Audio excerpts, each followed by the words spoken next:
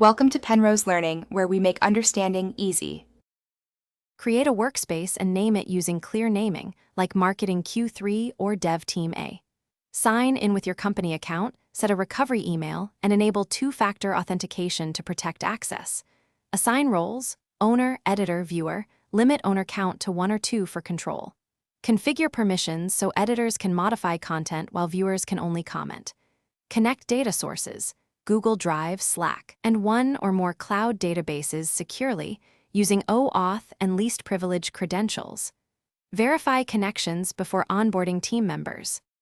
Create projects inside the workspace and tag them with priority like high, 75%, or low to signal status.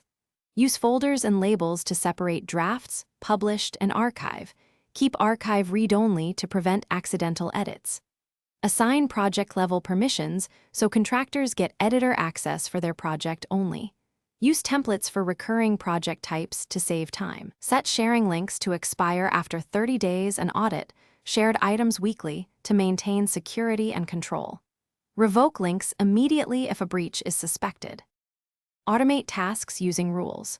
On new file create, notify channel and set status to in progress to reduce manual steps. Integrate Gemini with calendars to sync deadlines and set reminders 48 hours before due dates so teams stay on schedule. Connect CI tools and issue trackers for end-to-end workflows and enable webhooks for custom events. Archive projects inactive for 180 days and backup workspace data weekly to cloud storage. Train users on search operators and shortcuts to find files in seconds and keep adoption high. Thanks for watching. If this was helpful, leave a like and consider subscribing. See you next time.